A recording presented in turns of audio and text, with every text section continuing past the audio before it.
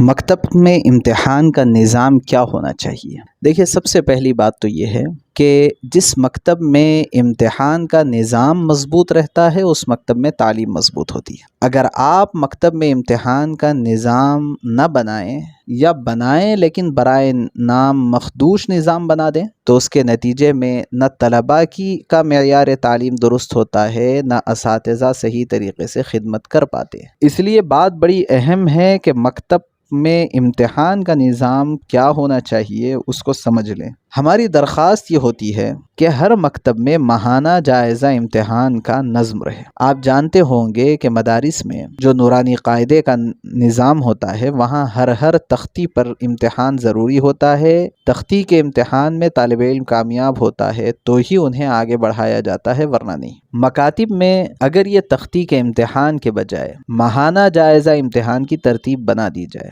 اور اگر آپ دیکھیں گے نصاب کو تو آپ کو اندازہ ہوگا کہ ہر مہینے میں 1.5 تختی کے بقدر ہی نصاب ہوتا ہے، بہت ہو تو 2 تختیوں کا نصاب ہوتا ہے۔ اگر ماہانہ جائزہ امتحان کا نظام بن جائے تو اس کے نتیجے میں طلباء کا تعلیمی معیار درست ہوتا ہے۔ اس کی ترتیب یہ ہونی چاہیے، بلکہ میں سب سے پہلے یہ بتاؤں گا کہ یہ ترتیب نہیں ہونی چاہیے کہ ماہانہ جائزے کے لیے آپ کوئی تاریخ طے کر لیں کہ بھئی ہر مہینہ 25 تاریخ کو ہمارے پاس ماہانہ جائزہ ہوگا، لہٰذا ہر مہینے کی 25 تاریخ کو آپ اساتذہ کا تبادلہ کر دیتے ہیں کہ یہ درجے کے استاد وہ درجے میں بیٹھ جائیں، وہ درجے کے استاد وہ درجے میں بیٹھ جائیں۔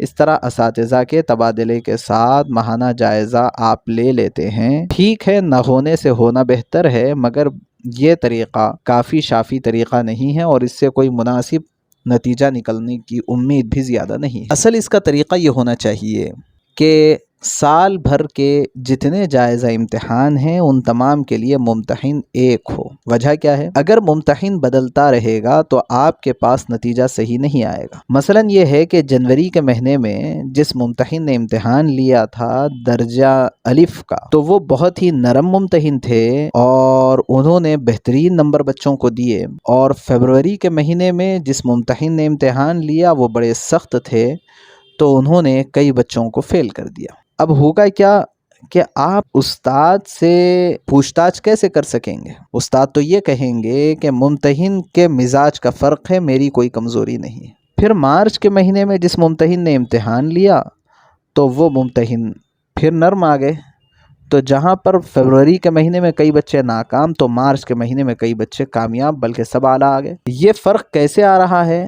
دراصل امتحان کا مقصد تو یہ ہوتا ہے کہ بچوں کے اندر جو کمزوری ہے استاد کو توجہ دلا کر کے وہ کمزوری کو دور کریں، لیکن یہاں پر ممتحنین کے مزاجوں کے فرق سے بچوں کی جو کمزوری ہے وہ کھل کر کے سامنے نہیں آ پاتی۔ اس کے برخلاف اگر جو ممتحن جنوری میں امتحان لیے ہوں وہی فروری میں بھی لیں، وہی مارچ میں بھی لیں، تو ہوگا یہ کہ جنوری میں مثلا بچوں کا نتیجہ کمزور تھا اور فروری میں بچوں کا نتیجہ اچھا آ گیا، تو یہ استاد کے لیے بڑی ہمت افزائی کی بات ہے کہ انہوں نے ایسی محنت کی جس محنت کے نتیجے میں بچوں کے اندر ترقی ہوئی، امپرومنٹ آیا، اور وہ انعام کے قابل ہوں گے وہ استاد جنہوں نے محنت کی ہے۔ اب مارچ کے اندر اور اچھا نتیجہ آ گیا تو اور زیادہ استاد کی محنت سامنے آئی۔ اپریل میں پھر بچوں کے اندر کچھ کمزوری پیدا ہو گئی تو پھر استاد کو توجہ دلائی جا سکتی کیا وجہ ہے کہ اس مہینے میں کمزور ہو گئے بچے۔ یہ کب ہوگا؟ جبکہ تمام مہینوں کا امتحان ایک ہی ممتحن لے رہے ہوں۔ اس لیے ہماری درخواست یہ ہوتی ہے مکاتب کے ذمہ داران سے کہ وہ مکاتب میں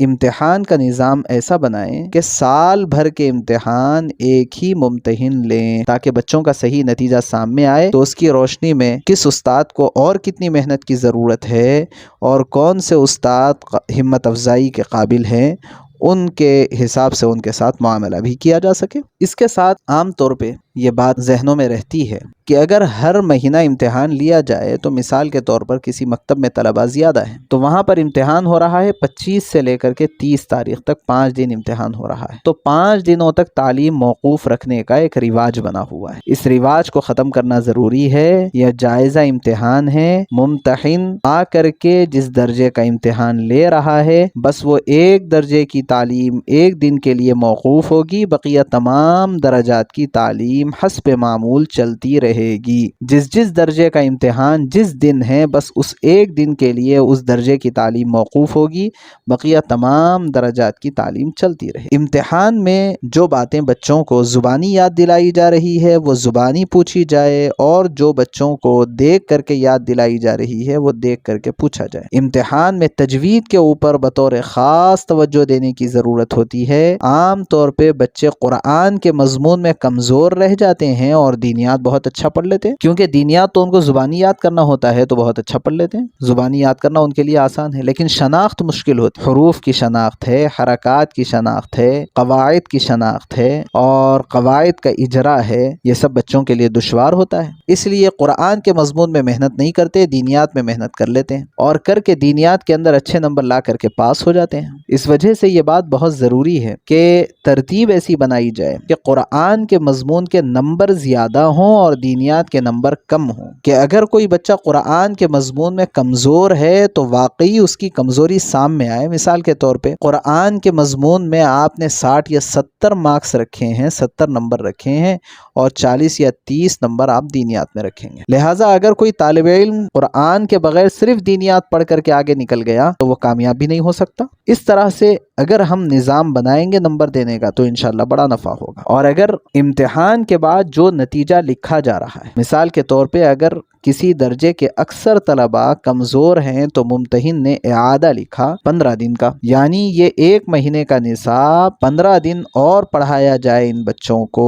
اس موقع پر استاد کو بالکل بھی ناراض نہیں ہونا چاہیے، بلکہ استاد کو یہ کوشش کرنی چاہیے کہ ممتحن کی بات کو تسلیم کرے اور واقعی 15 دن کا اعادہ کروائے، تاکہ طلباء کے اندر کسی بھی قسم کی کمزوری نہ رہے۔ اور ممتحن کو بھی چاہیے کہ اعتدال کے ساتھ، پوری امانتداری اور دیانتداری کے ساتھ بچوں کے نمبر دیں۔ اس اعتدال اور امانتداری کا خیال نہیں ہوتا تو ممکن ہے کچھ دیر کے لیے اساتذہ تو آپ سے مطمئن ہو جائیں گے، خوش ہو جائیں گے کہ آپ پاس کر کے گئے ہیں ان کے درجے کو، مگر یہ طلباء کے ہمیشہ ہمیشہ کا وبال ہمارے سر رہے گا، کیونکہ ہم نے ناکام ہونے کے قابل بچے کو کامیاب بنا کر کے ہمیشہ کے لیے اس کی غلطیوں کو ہم نے باقی رکھ دیا۔ اگر ہم امانتداری کے ساتھ امتحان لیتے تو اس کے نتیجے میں جو غلطیاں آج ہے بچے کو وہ ختم ہو جا سکتی تھی۔ اس وجہ سے ممتحن کو بھی پوری امانتداری کا لحاظ رکھنا چاہیے، اساتذہ کو ممتحن کی رپورٹ سے نالاں اور ناراض نہیں ہونا چاہیے، تاکہ ہم دونوں کی ہم آہنگی سے طلباء کا فائدہ ہو جائے۔ اس طرح امتحان کے بعد رپورٹ تیار کر کے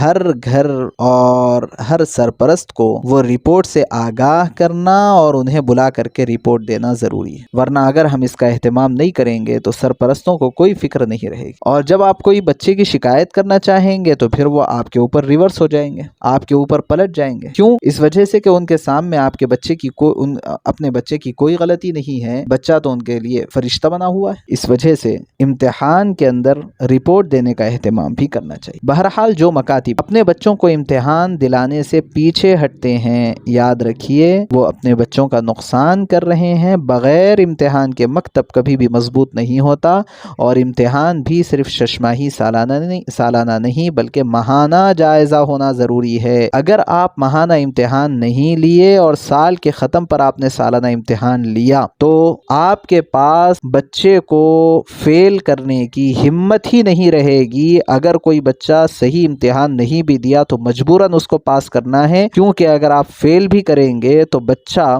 دوبارہ پھر سال بھر پڑھ کے امتحان دینے کی نہ اس کے پاس استطاعت ہے، نہ والدین کے پاس اس کا ظرف ہے۔ لہٰذا سال بھر پڑھنے کے بعد آپ کو پتا چلا کہ بھئی پورا بچہ کمزور ہے تو اب کیا کریں گے؟ لا محالہ ویسے ہی آگے بڑھانا پڑے گا۔ اس کے برخلاف ہر مہینہ آپ جائزہ لے کر کے توجہ دلا رہے ہیں تو کمزور سے کمزور بچہ بھی سالانہ میں پہنچنے تک وہ کسی نہ کسی قدر پڑھنے کے قابل بنتا ہے، کامیاب ہونے کے قابل بن جاتا ہے۔ اس وجہ سے اس بات کا خیال رکھیں کہ امتحان بہت ضروری ہے، بغیر امتحان کے کوئی مکتب تعلیمی اعتبار سے مضبوط نہیں ہو سکتا۔